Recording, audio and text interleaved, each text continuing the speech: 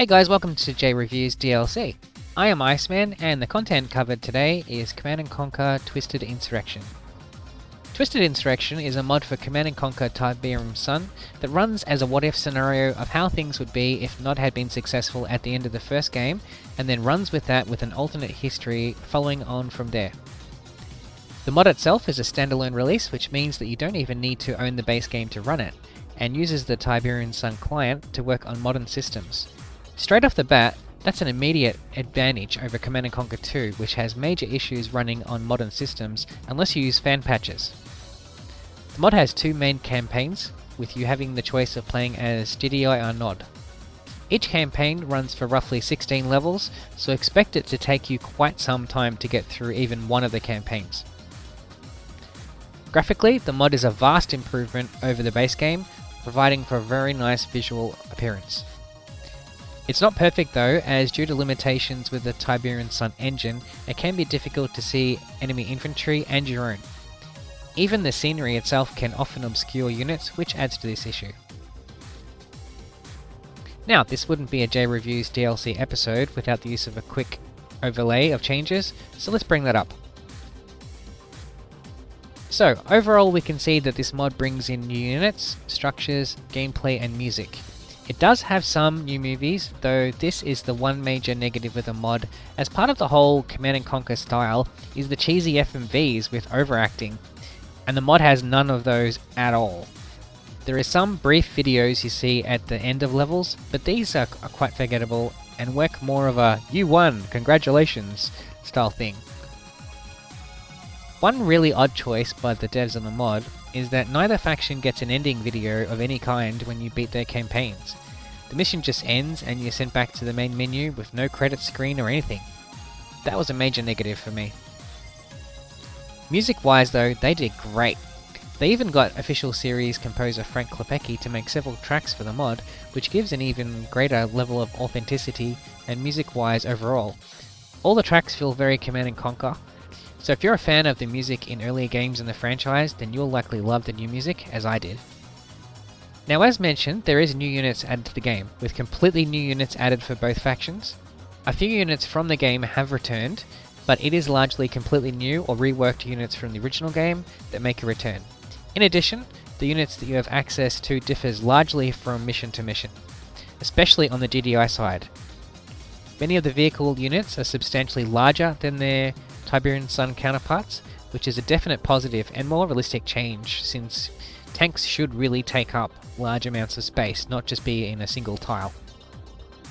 Buildings wise, some of the vanilla buildings from the base game return, as well as revamped versions of buildings from the original game, as well as completely new ones. So all good things there. Now onto the gameplay itself. The game now works in a very rock paper scissors style with units. It was there to an extent in Tiberium Sun and the first game, but here it is far more prominent. Infantry now do very well against a lot of the vehicle units, and so are a far more viable choice in what to field in your attacks. It is definitely a more important factor in this mod to have several groups of units that are specialized in taking on specific unit types. RPG elements have a far greater emphasis in this mod, as many of the levels have lengthy sections where you only have a select few units and have to accomplish a specific objective that may take quite some time to achieve before you even have a base to use. This means that some level of experience farming is required if you want to have any chance of achieving them. Having the health regen and other bonuses that come with the higher combat experience ranks makes surviving far easier and easier to accomplish. Clearance of obstacles plays a factor in the mod, which is a first in the series. Often you'll have a small area in which to build a base and seemingly can't place many of the buildings. That is, until you realize that you can blow up the obstacles and thus gain the extra tiles you needed to build them. There even on occasion will be instances where a key target you need to take out will be seemingly unreachable until you destroy some terrain that will allow your troops the room they need to get to it. The red Tiberium fields play a larger factor in the mod, and you'll very often need to clear the beast at the center of them in order to remove those obstacles or face encroachment into your base with those. So taking them out ASAP on finding them is very often essential. Tiberium mutants now come in new types, and are a far larger threat than in the base game. Even Tiberium itself is in far greater quantities in many of the missions. Speaking of missions, the maps themselves vary greatly. Even early on, they are quite large and take quite some time to traverse.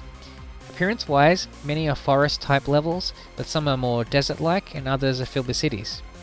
Challenge level-wise, expect even on easy difficulty a massive challenge with this mod. Unlike the base game, some will take a significant amount of time to get through, even towards the beginning of the campaign. I did find, just like in the official games, that the GDI campaign was the easier of the two, though it is not easy in any way, shape or form. The Nod campaign, on the other hand, is definitely the harder campaign. The last few levels took me over 5 hours to complete, which is a crazy amount, and that's for each one individually. This was due to a combination of really large levels and high challenge level, so be warned to expect a big level of challenge with this mod. If you're totally new to the CNC franchise, then stay away. But if you're a series veteran and love a good challenge, then you'll be right at home. Now onto the subject of bugs, and goddamn is there some bad ones in this mod. The odd catch being that they're only in the Nod campaign. Playing through the GDI campaign, it was all good, no issues whatsoever. The Nod campaign though had some serious issues in several of the maps, to the point that I wasn't even able to complete one of them at the very end of the level, which was super annoying. Others just had bad freezes that would randomly happen. Thankfully this was only the case in a few of the levels, but be warned of them as they are a major issue in this mod. Overall, Command & Conquer Insurrection is excellent despite its flaws. If you're a serious CNC fan, then this one is a must play. I highly recommend it. Just go in knowing of the bugs and of the large time investment required. If you're fine with these factors, then definitely check it out. And that concludes my review of the Twisted Insurrection mod for Command & Conquer Tiberian Sun. If you've enjoyed this video and would like to see more videos in this series, be sure to hit the subscribe button, and also just check out my channel for further videos and you'll find out what else is available. And with that, this is Iceman of JReviews signing out. Guys, have a good one.